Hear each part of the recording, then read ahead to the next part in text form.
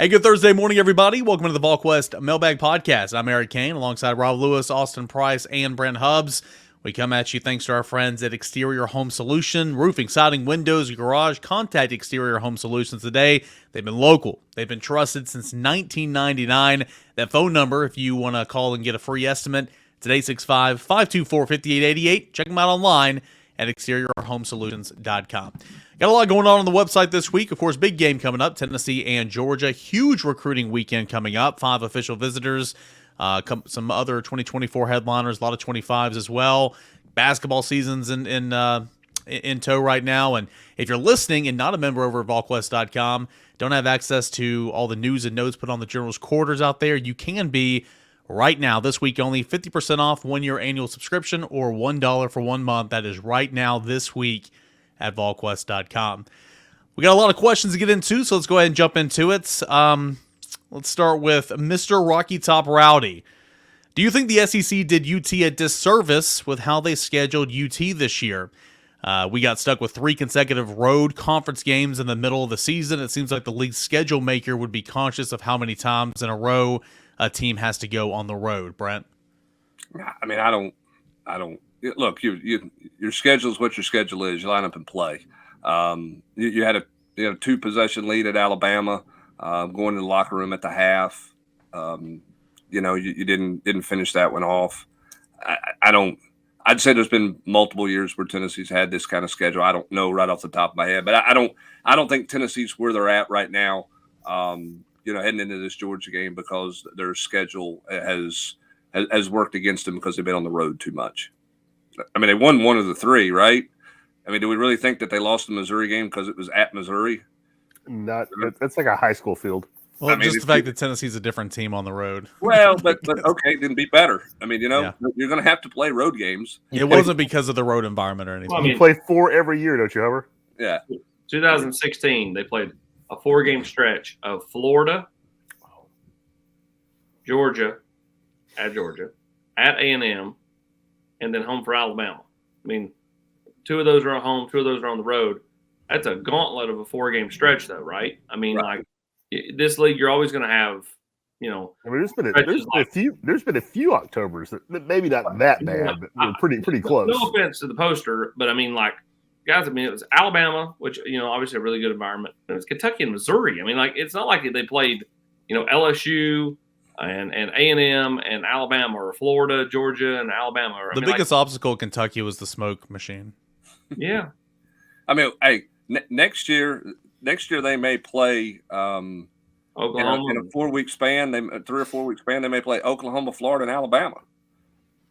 I mean, so welcome to the SEC. I mean, it's just I don't think that there's anybody in the league office going, all right, let's figure out how we can do this. I mean, they put it in a program, it spits it out, and here we are. We'll see what it looks like the next couple of years as the schedule changes, but I don't think it's had a huge impact on this team. 007 Vol wants to know which coaches' contracts are up for renewal this offseason. Only one I know for sure, Brent, is Willie Martinez. Is there anybody else off the top of your head? No, everybody else is on a multi-year deal. So Willie Martinez is on a deal that expires in end of January, 1st of February. Everybody else Willie got a raise last year too, but everybody else got a rollover year in their contract. He did not. He was the only one. Vol_Nation3 says, how much do you think a beatdown that Tennessee got from Missouri and possibly from Georgia will affect how we recruit the remainder of the 2024 class? Austin, I would imagine regardless of what happens on the field, it's not going to change how Tennessee recruits the last little bit of this class, right?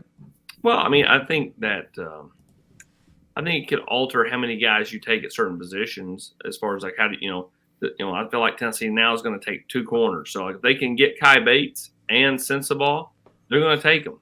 And I think that it can alter maybe kind of how you divvy up the slots in your class. I'm not sure it really. It could impact a kid or 2 if Tennessee gets hammered this week after getting hammered last week. But on the whole, I don't think it changes a whole lot. Big Orange Colt wants to know, Rob, how bad and how big of an impact is Dillons' injury?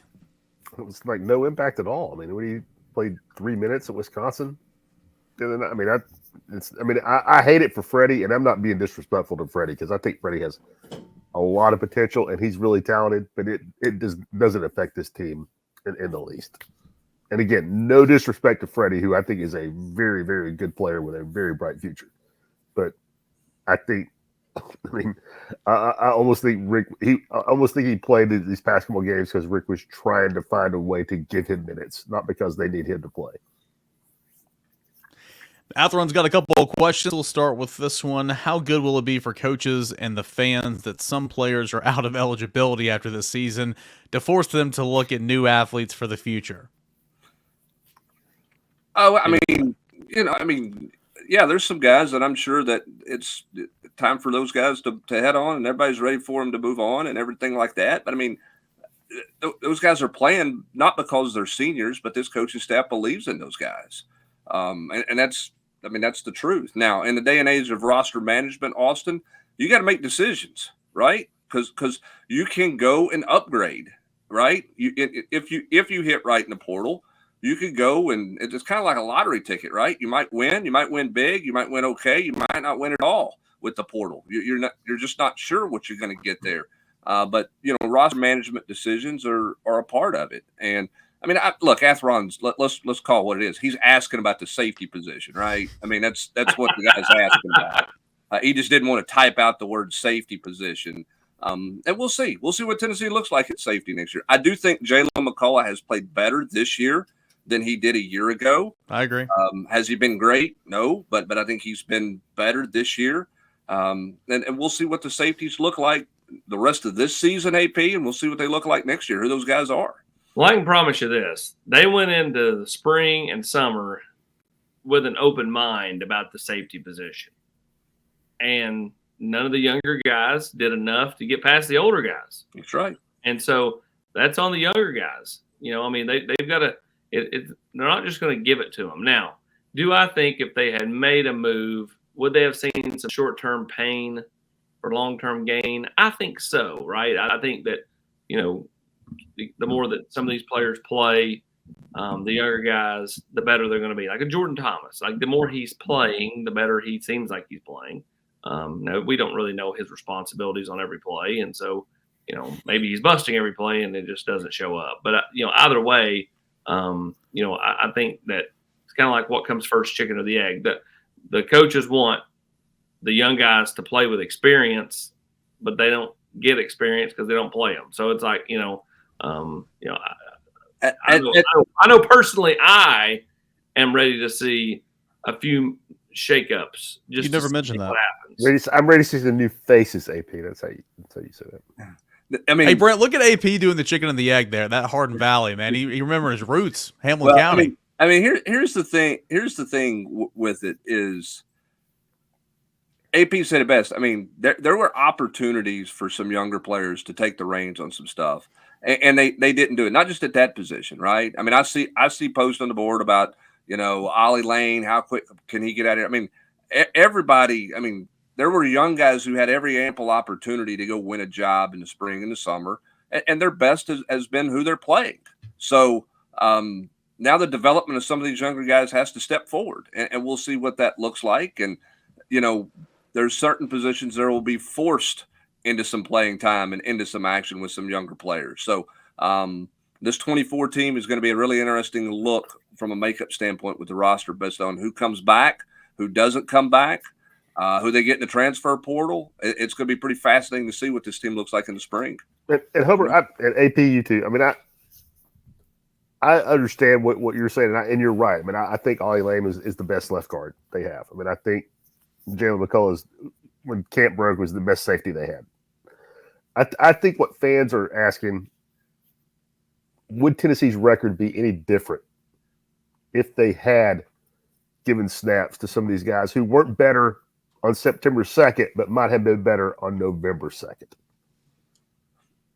I don't know what I'm saying. Good, yeah, that's a good question, and I think that's a little bit of what AP was talking about with some early pains for that's 100% what AP was talking about. I just wanted to throw it out there. Yeah, where are you with that? I don't know. I don't think I'll they'll say ever this: know that. I don't think it matters who plays cornerback or safety in those South Carolina A&M games when James Pierce and Tyler Barron are coming off like madmen and affecting the quarterback. Me and you could have played corner that Yeah, night. we all could have TC. played secondary in those games, and I don't think the record changes at all. Now, the defensive line hasn't been as consistent, since the early portion of the season, but it's a good question. But I mean, you know what I'm saying? I mean, I think that's what a lot of fans are asking. I mean, and it's and every coach probably has to ask themselves that same question in August. Well, and that's they're asking about the quarterback position. They're asking it about a lot of places on the field for sure. We'll see. Sometimes I will say this: sometimes you miss a guy the following year more than you thought you would, because maybe he wasn't the best player, but he was a better player than you thought he was going to be, right? I mean, sometimes that happens. You lose a guy and you say, it's no big deal. Plug in the next one. And then you get into the year and you go, you know what? He was a better football player than we thought, or he was a better basketball player, a better baseball player. He was more impactful than he got credit for. We'll see if that's the case with any of these guys moving forward. Because not all of them are coming back. Not all of the 15 to 20 who can come back are going to choose to come back. All right, AP, this is still from Math Run. Kai Bates is decommitted from LSU. Who you taking, the Vols or FSU? Plus visitors to watch for on Saturday. Last night we put out, or yesterday afternoon we put out Trail Tidbits. So, I mean, that was 29 minutes of Matt Ray just talking recruiting. So, a lot of good stuff in there. But 5 OVs, a couple other headliners for 2024, plus Kai Bates. Who you taking? As far as Kai, right now I would still take Tennessee. I don't think, again, as I saw on the board on Tuesday, I don't think it's a lay down. Like, I think Florida State's making a huge push here. They are trying like crazy. Now, Kai is someone who, again, Tennessee has been in a good spot with. He almost picked Tennessee the first time around. Mom is very comfortable here. She is not coming on the visit this weekend because of a family reunion or something like that. But the dad is coming instead. And, I think, Tennessee's got a real shot to kind of cement themselves here this weekend. If he gets out of the weekend, I'm not saying he's got to commit publicly. If he gets out of the weekend without telling Tennessee privately that he's coming, to me, that would be worrisome if I were Tennessee. And then lastly here for Math Run, about the receiver position, how many wide receivers from the portal does Tennessee have to take with no depth? And wanted to ask about some of those young guys that Tennessee hasn't played yet, like Nate Spillman and Nathan Leacock. Awesome. I mean, I think they're, taking at least one, if not two, out of the portal. They've got two, committed right now in Braylon Staley and Mike Matthews, and we'll see what happens with, anybody else, right? What goes on with Cam Michael? Does Tennessee decide to go on Chance Wiggins, the Virginia Tech commit? Does someone like Kingston Lopa come visit Tennessee over the next 2 or 3 weeks? AP, did you just make that name up? I've not heard that name all No, he's from Grant High School in Sacramento, California. Oh, the Dante Stallworth connection. Dante Stallworth and Ontario Smith. He was here in the summer and nearly committed. Clever couldn't wait to break the Dante Stallworth. He may or may not have been one of those that I have a pre-taped commitment interview on. May or may not. And so we'll see what happens to those kids. Like right now at the high school ranks, I would almost think they don't get anybody else out of the high school ranks and probably have to go to the portal, but we'll see. Well, I mean, again, in current day recruiting, this stuff can flip on a dime. I mean, there have been times where Tennessee was getting a kid dead to rights, kids taped interviews, boom, and it flips. So and vice versa. So we'll see. Don't you think they need two more though? Some combination, whether it's two transfers, a high school kid, a transfer. When you look at where they are depth-wise, don't you feel like they need two more? I mean, I'm not saying Nathan Leacock can't play. I think it's a big off season for him. We'll see where Spillman is. I don't know that, he's a guy that a lot of people consider much more than a special teams contributor for a while in his career here. Don't you feel like they need two more given the numbers they're going to go play with these last 2 weeks of the regular season? Yeah. No matter what happens with people like Brew, I mean, I think you need a significant uptick in numbers in that room, a significant uptick in the tight end room, and you need to figure out who out of your 4,000 offensive linemen that you have can actually help you. Just think about last offseason you had at that one position. I mean, you lost Tillman, you lost Hyatt, okay? Walker Merrill went to the portal. Jimmy Holiday went to the portal. Was Jimmy Callaway still on the team? Jimmy Callaway went to the portal. I mean, you just took a massive hit just at that position alone last year. So, yeah, I feel like they need to bring in at least 2 more just because there's no bodies there. And and Dante Thornton to this point has not been what you thought he was going to be. And maybe he will be. And I think when you do a self-scout big picture study, you also got to look at rotation. I mean, part of the reason why you took a hit last year is you played 3 guys. I mean, that was your rotation at receiver. And so some guys didn't feel like with what was coming back, they weren't going to have an opportunity to necessarily get on the field and play. And so I think that's something that you have to look at too. I mean, there's a reason Tennessee played those 2 young ones in the UTSA game, but before Brew's injury, because I think there was concerns about what are you going to look like a year from now if those guys aren't engaged and aren't a part of this football team. Now, it turns out because of the injuries, you're playing Caleb Webb and you're playing Chaz Nimrod, but there was an effort to get them on the field earlier in that San Antonio game for a reason. And I think if we get those guys engaged, that's something you have to look at the day and age of roster management. And even before, like when Brew went down, and you had to find, before they moved Dante out there, like they were still splitting Nimrod and Webb. And now with Dante out for the regular season, I'm intrigued to see if they still split those, snaps with Nimrod and Webb.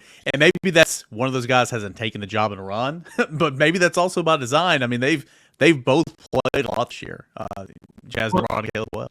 Yeah, I mean, the 3 guys you named, I suppose, let me head down look at the 3 guys you named, Merrill, Callaway, Holiday, have done nothing at Wake Forest, Louisville, and Western Kentucky. So, like, you know what I'm saying? It's not like they left your program, they're balling out when their new opportunity. Like what you lost isn't producing anywhere else either. So, I mean, like, they just need bodies. It's not like you lost quality bodies, but they still need to get more depth. Like that, not having a talented athlete who can run, even if he isn't making having a lot of production, still is a big blow. All right, let's go to basketball real quick. Vol Nugs 1421 says, who's the X factor this year for basketball? Dalton Knecht and Santi will get theirs. Is it just Jordan James to take this team as far as it can go, Rob? Man, I mean, 3 games, I don't know. I mean, Josiah, if you're talking about X factor, I mean, I don't really understand the question. I mean, who's like kind of an unsung guy who has to play well for Tennessee to be well? I mean, I think Josiah is not an X factor. I mean, I think he's a starter. He's going to play 28 minutes a game. He's going to have to play well. I mean, I guess he's asking, maybe who's unsung. I mean, I'll go Jordan Gainey. I mean, I think what we've seen for 3 games, me and Grant have both talked about it and have written about it. When you can go to the bench and bring an instant offense like that, I mean, it can really affect games. And, he's averaging right under 14 points a game. Again, it's 3 games. We'll see. We'll know a lot more after Maui, after or Honolulu, excuse me, about what this team looks like. But man, I mean, Tennessee's not had a guy like that since Lamonte Turner left. You go to the bench and he came out like a flamethrower. I mean, not hunting his shot immediately. I mean, not only is there not a drop off right now when you go to the bench. I mean, it's a guy that the other team has to this is the guy we scouted. This is the guy coach was talking about, and he's coming in off the bench.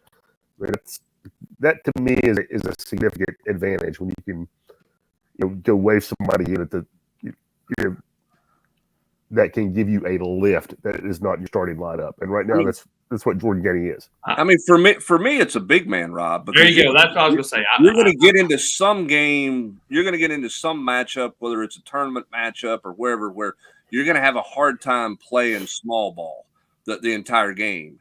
To me, the X factor for this team making a run, and that's what you're asking about, is going to be one of those 2 big men has to play well on a particular given night in a matchup against somebody. I think that, to me, they're the X factor. Those other guys you're talking about are going to get their points. They're going to carry your offense, but there's going to be a night where it's going to be about post play, and it's going to be the difference in the ball game. So for me, they're the X factor. Yeah, again, I don't really understand the question, but I don't. I agree with you, Hubbard. I mean, Tennessee's not going to be anybody good if Jonas and Tobey don't play well. Got plenty more questions here on the Volquest Mailbag podcast, but first, a quick word from our friends over at Exterior Home Solutions. It's one of those phone calls that you hate to get from your kids. Hey, that tree fell on my house. Well, we got that call a couple of weeks back from our daughter at her house here, and the first call that I made was to Exterior Home Solutions. The peace of mind that they gave me and us as a family when they came out here and came up with a plan, got us connected with the right people, is absolutely priceless. Use the same people that I use. In that time of need, Exterior Home Solutions. Big thanks to our friends Exterior Home Solutions for making this coverage possible. Back to the mailbag, and we'll go to CN31 here. A lot of the year one issues that were fixed in year two have popped back up again this year. Several things that kept us from wins in that year: short yardage, critical third and fourth down conversions, red zone. What do you think is the issue? I recall Goalish on TV Crews last year that he was forcing himself to stick with the run game in year two, even without early success. Is that an issue? Heupel too quick to abandon the run game when he gets behind? They've run for over 2,000. I mean, the best thing they've done is run the football. In the games that they've lost, yeah, I mean, getting off the field on third down has been a huge deal. They haven't been able to convert. Why is that the case? They're not getting the same quarterback play that they got the last 2 years. Certainly last year, and I think Hendon Hooker was growing in year one. And you don't have Jerome Carvin and Darnell Wright, in those short yardage things.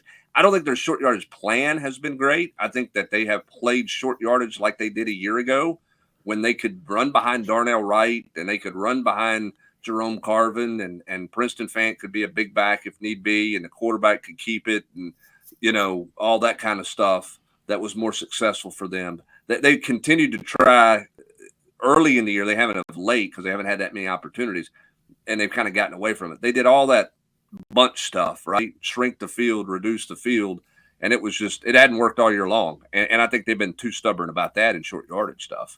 Yeah, I think you could look at some of their run stuff is RPOs, so that's on Joe. Does he keep it and throw it, or does he hand it off? Yeah, and I don't know. I mean, when you rewatch a game, it's hard for me to know what was he supposed to do there. Like, because I'll see something and go, man, if he'd have pulled it, it looks like that would have gone. Is that a pull play? Does he have the pull option every play? Is there I don't know what all they're asking him to do. Hendon had a lot of freedom and played with that freedom a year ago with the RPO game, and that probably has had certainly some effect on this offense. I would agree with all. Excuse me, just going back and rewatching these, I think it's fairly evident. Obviously, the RPO, it's Joe's call every single time. I swear, it's like unless they tell him to keep it on the zone read, he won't keep it. I feel like it's almost like a call keep every time. I mean, I don't know. I don't know that. I don't either. I'm just saying that's what it feels like just watching it. Yeah, but I don't know if that's the truth. I mean, I just don't know what the call is there to say. Well, Joe refuses to keep it, on the zone read every time, because I don't know what he's reading. I don't know what they're asking him to do. Obviously, they've designed some more runs for him, but I don't know how well he's played that. The red zone stuff, playmakers, decision making. You got to have playmakers down there, and you got to make fast decisions. And I don't know that Tennessee, against good defenses in the SEC, has done a good job of that. Well, wants to know, is seldom practice exclusively running back this year? Yes. If anyone has the time to take Bruce place, I think it'd be him. Just curious. Practicing at receiver. Austin, of course, he was kind of a do-everything type guy in his recruitment, but he's primarily just done running back this year, right? He's a running back. He is, and that's what he'll continue to play. So no, in the future, years, nothing about putting him in the slot and throwing him the football. No, I mean, would they have a package for him where they do that? I mean, maybe, but I mean, he's not going to replace Brew. So he's a running back, and that's. But what you saw in the orange and white game, maybe in the future. Sure, yeah. I mean, I think there's an option for that kind of package, but I mean, I think at the end of the day, 97% of the time he's going to be back there alongside the quarterback. Probably the big old Vols 26. Sorry, Brent, probably the number 2 tailback for Tennessee next year, behind Dillon Sampson. If Jalen Wright's gone, and we'll see what Jabari Small likes to do. I mean, he's going to get a bunch of carries next year. I will say this: Jalen Wright's game last week, not so great. This game's a big game for Jalen Wright. If somebody that's trying to go get paid in the league, he needs to have his A game this week. Like if he goes out and balls out against Georgia, that's a huge deal for him. He goes out and puts up 33 yards. That makes it a little harder to go pull the trigger. Especially when you've not been able to run the football on Georgia the first 2 years in the system, too. Big Ol' Vols 26 says, does Coach Josh Heupel take penalties lightly, or will he ever do anything to get them more to a manageable number? Rob, under Josh Heupel, he's always been a heavily penalized team.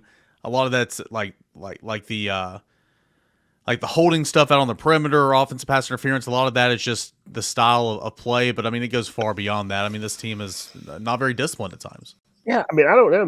Coach Heupel, he mentions it all the time. Sometimes unprompted. Got to be more disciplined. Got to play smarter. I don't think that's just coach speak. I think he believes that. But man, the proof's got to be in the pudding. And Tennessee's the most penalized team in the SEC by a pretty wide margin. More than 10 yards per game. Over Ole Miss. That's what it was. That's what it is in conference play. Excuse me. That's the one thing I've looked at for the matchup tomorrow. But anyway, you're talking about one. You're starting the game off one first down behind the other worst team in the league in the SEC. It's just. Hubbard has mentioned it a million times. Last year didn't matter. You started first and 15, and then Hooker, make a play. It's second and 6. This team, this is not that team. When you start off first and 15, second 19, punt. It's a punt, and it's. I think that's a pretty. I'm not saying Coach Heupel's not a good coach or anything like that. I just think for that to still be an issue. We're getting ready to play game number 11, and it's as bad as it just was, 9 for 95 at Missouri. That's something that you got to address. Rolling for Life says, how does the in-state talent look for 2025? It seems like we've had an unusual amount of high injuries on the offensive line as well. He puts in parentheses, not counting field goals, extra point team. That's important. Or is this type of attrition normal, or have we been really lucky the last couple of seasons not to have these types of injuries on the offensive line? Well, I'll take the offensive line, or start the conversation on the offensive line. I think that last year was an abnormal year. Nobody got hurt. Darnell Wright's as durable as a football player that's come through here in a long, long time. Same for Jerome Carvin. And you got through the season with Cooper, the entire year. So they were very fortunate a year ago with no injuries, which in that position is unusual. This year they had the Cooper injury, which was a big deal, and that was something that was a huge impact in year one under Josh Heupel. People forget he had the high ankle sprain that cost him 3 or 4 weeks that changed a good bit about this offense in year one. So I think last year was more of an anomaly than this year being the anomaly, because I think you're always going to deal with some bumps and bruises on the offensive line, which, Austin, gets back to your point. You got to figure out of those, 10 or so you've signed the last couple of years, or 13 or whatever the number is, who can help you to create some depth. So you're not going into a year saying, well, we've got 6 or we've got 5 we feel comfortable with, or at most 6 we feel comfortable with. You got to get some more depth rolling in there at that position. Yeah, that's right. You do have to be a lot deeper. They've gotten, I think, they've been very fortunate to not really have any major injuries on the O-line for like season-ending deals. Like Cooper missed, the first month, but was back, and so on and so forth. As for the 25s, obviously it starts with George McIntyre. This doesn't have a lot of offensive linemen in 25 to piggyback the old line talk, but you have Ethan Utley at Ensworth, defensive lineman. Tennessee's in solid shape there. You have Rodarius Jackson, wide receiver out of Sheffield, out in Memphis. You have Joakim Dodson out of MUS, wide receiver out of Memphis. Cam Sparks out of Baylor. Jalen Morgan. You have several solid in-states in 25 across the board, and so I would say Tennessee will be fairly involved in the state of Tennessee for next year's class. Let's go to Nashville 615. Transition to Halsley from Golish isn't going well. Is Heupel struggling taking on multiple responsibilities of a head coach, like game planning, play calling, without Golish on staff? And then he has a defensive question. But first, anybody that wants to talk about the transition from Golish to Halsley. Well, go ahead, AP. I was gonna say, I don't think any of us can know exactly how much he's taking on versus not taking on. I would tell you that, like, I wonder just the youth on the offensive side of the ball, or inexperience on the offensive side of the ball. And Halsley's coached a long time, but this is his first year as OC. So, like, it's a different deal. I mean, it's Abe's first year on the field. Kelsey's year 2 on the field. Does Josh have to take on more? I know I've wondered that does he have to help out more than a year ago? Maybe he does. Maybe he doesn't. Does Glenn take on more? No. Does Glenn take on more? I just don't know. I don't think any of us do. Yeah, and I think we don't know the answer to that question. When you're talking about the straight up struggles, in terms of their scoring being down, 22 points in SEC play after 40 something last year in SEC play, or whatever it was. I mean, I just think part of that has to do with the talent that you lost. I don't think you. And look, that's not to say that Joe Milton can't play or he's a complete disaster. I'm not suggesting that coming out of the Missouri game. Joe played really well against Kentucky. He played well in the first half against Alabama. He was great against UConn. That offense didn't play well, and they never got in a rhythm on Saturday. The defense didn't help them out because they couldn't get off the field. But they are a different offense without Hendon Hooker. I mean, and it's not just his legs; it's the quick decisions. And they're a different offense without Jalen Hyatt and without Darnell Wright. I mean, those are just big losses to overcome, Rob. I mean, fans would have, I get it. Trust me. I mean, I have a father who's like an echo chamber for everything that people are saying in the general discourse. AP, I know I'm not alone in that. But I mean, Humber, you just said it.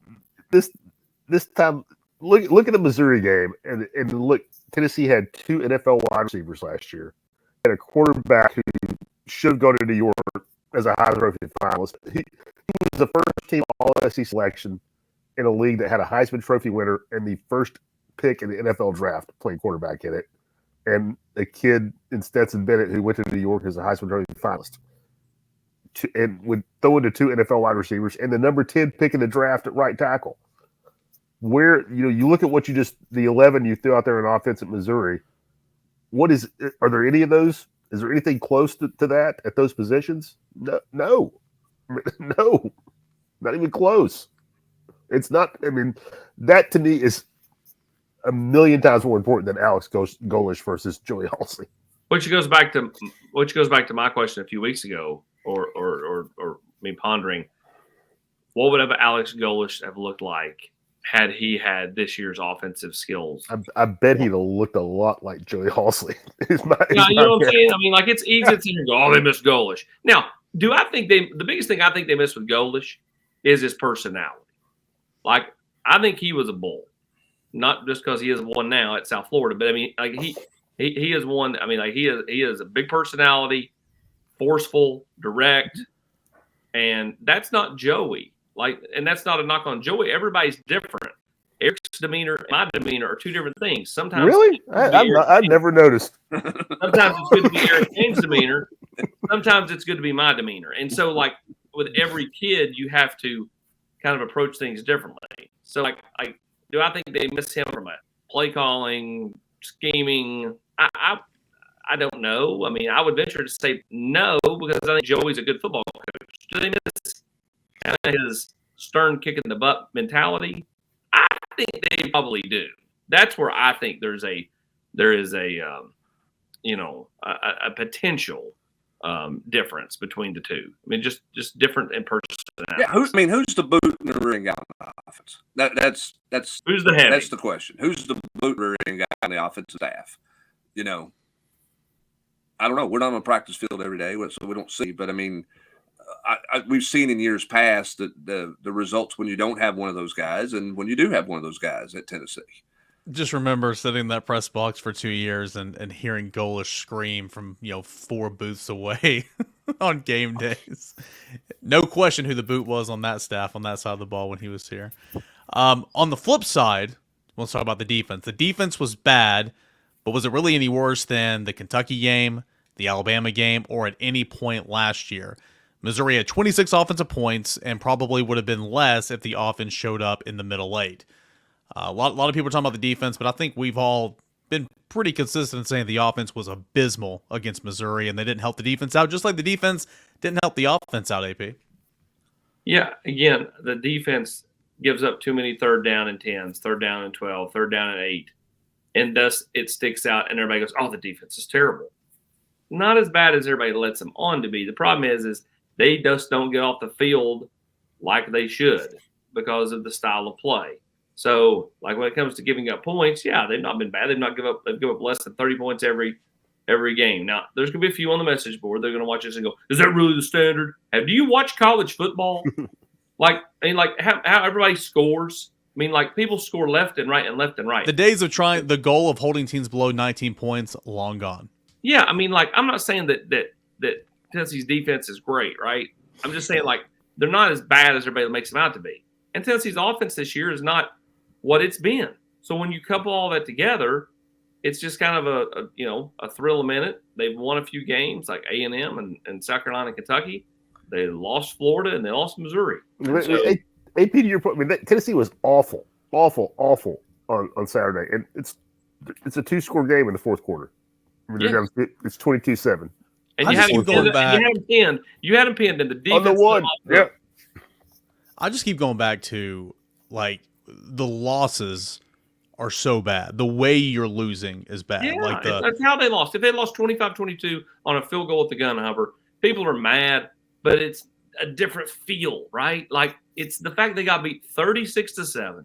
You're not being outscored by 33 unanswered, 27 unanswered at Alabama, second quarter at Florida. You know what I'm saying? Like, yeah, I mean, I think in this game, there's a little bit of hand in hand both. I mean, I've said it. I mean, you're not going to go on the road in this league, turn it over 3 times, give up what 10 points on turnovers and win with where you are right now. A year ago, yeah, you could probably done that because you could score so well. This was a different team. That's why I thought the A&M game was such an important win because you won in what is your unconventional style. Played field position. You got a punt return on a day where you're bad offensively. You found a way, right? Okay. Saturday, you couldn't find a way. You played field position, pinned them back 3 times, couldn't get off the field. That's on the defense, right? But to come out the second half when you're right there in the football game and to go 3 and out right there, because what did we hear? Well, we had a miscommunication on first down. You're coming out of the locker room, right? Like you miscommunicated the first play from scrimmage to start the second half. That's not good, right? The fumble at the end of the first half. So, and I get where fans are, right? It's got to be somebody's fault, specific, right? Because we want a public hanging at the center square. So who is that person, right? Is that the secondary? Is that a corner? Is that the quarterback? Who it is? The bottom line is, no, they weren't. They weren't great. I mean, they were bad at everything. Defensively, they got pushed around. That's the difference to me in this game. Alabama game, they busted, gave up a couple big plays, right? And there we go. But you didn't walk out of that game at Alabama and go, man, Alabama shoved it down their throat. Okay? You walked out of that second half at Missouri going, you know what?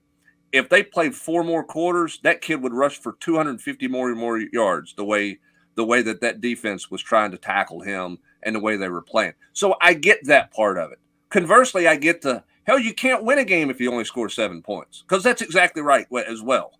So the point is, everybody played bad. Nobody played good enough to win that game. So I don't see why we're trying to rationalize, well, it was really okay here. No, it was bad everywhere except the punter. He's the only one that's not going to get criticized. Everybody else was bad. Thought he sucked, though. The whole kickoff deal. What are we doing on kickoffs? right? Like you're going to field one 6 yards deep, and then you're going to fair catch one at the 12, and then when you try to return one, you just run into the back of somebody. Like, why all of a sudden is that you fair caught it the whole year? Why is that changing now? Like, just some bizarre. I mean, that whole thing at times was bizarre. AP. Oh, soapbox hover is my favorite hover. Soapbox. I just rambled on for 4 minutes for somebody to scrub past it and move on. Like, golly, what's he screaming in the microphone about? I thought you were getting ready to go jelly roll at the CMAs with a life lesson there. Last question. I want to ask this one before we get out from Competition Orange. Being ahead of schedule has been a consistent theme the past 18-ish months on the board and on the podcast. Did the loss of Missouri change that if you take a step back and assess where the program is? It was only one game, but in college football, the small sample sizes. Rob Lewis, Tennessee still ahead of schedule. Yeah, I mean, I think so. I wouldn't have said that if you told me in August that Tennessee was going to go 8-4. I would have thought it would have stepped back, but I didn't appreciate. And again, I'm not trying to be negative. I didn't appreciate the drop off Tennessee was going to have at the quarterback position. Just point blank. In August, I didn't think it was going to be what it is. I mean, I thought there was going to be a drop off. I didn't think it would be this. So you thought there would be lows, but there would be big highs, and there have not been big highs at the quarterback. I thought we'd see a lot of the Clemson game, and I don't know that we have. And again, I'm not trying to be critical of any one kid. So I don't think that this is a step back, big picture this season. I mean, I think when transition year, Rob. Yeah, thank you, AP. Gap year, whatever you want to call it. We'll see. Now ask me the same question. Next year, a lot of fans want to go that way, and I just don't see it. I mean, it's so everything. The fact that you can even ask that question in an 8-4 season, to me, tells you how much Josh has changed things in 3 years. Because I mean, people, we're not that far away from when Tennessee went 0-8 in the SEC. Well, for me, and I won't get on a soapbox here because AP's tired of hearing me preach, so I'm not going to do that. I think the reality is last year probably gave you a little bit of a false sense of how sped up it was because of not just how many games you won, but it's who you beat and it's the way you won games. I mean, you dominated people, right? With the exception of a meltdown at South Carolina. I mean, look, you lost to Georgia in Athens, Georgia, who was the best team in college football that wasn't close. All right. So there's no shame in that loss last year in any way, shape, or form. I think when you're a new coach, AP, coming in, there's always that danger of winning too fast, too early. Yep. I'm not saying, well, they should have lost more last year, but it creates a little bit of a different narrative. The other thing, too, is your best holdover players are gone. I mean, the best players you inherited from the previous staff are gone. And so you are in a transition year as a result of kind of where you are with some guys. And there's some seniors who are laying it on the line who are, I mean, listen, they wouldn't be 8-4. They would be a lot worse if it weren't for those guys. So I'm not taking anything away from them, but you are in a transition year. And that transition feels bigger because you overachieved in year 2. That's exactly right. Eric Kane, take us out of here, my friend. Well said, Hubbard. AP's about 10 minutes past normally when he texts me and saying, let's wrap this up. He's got something. I'm sorry. It's my fault. I hope somebody listened to the last answer and didn't turn it off because of my previous answer. Big thanks, as always, to you guys for sending in those mailbag questions. If I didn't get to your question, do apologize. We always get a ton, but keep sending them in. Big thanks to Exterior Home Solutions for making this coverage possible. 865-524-5888 or visit them online at exteriorhomesolutions.com. Remember, if you're listening, not a member of the site, no better time than right now. Big football game coming up. Recruiting weekend, basketball season happening right now. 50% off your first year annual subscription to Volquest.com or $1 for 1 year or $1 for 1 month. It's happening right now at Volquest.com. And remember, Eric Kane, after Hubs is preaching, we've got the homecoming lunch. Mama's brought her fried chicken and a pound cake. And I'll go eat, everybody. And I'm passing the plate. And if you have any canned goods, you just please leave it in the box by the door. That's Rob Lewis, Brent Hubbs, Austin Price. I'm Eric Kane. Appreciate you guys as always for joining us here on the Volquest Mailbag Podcast.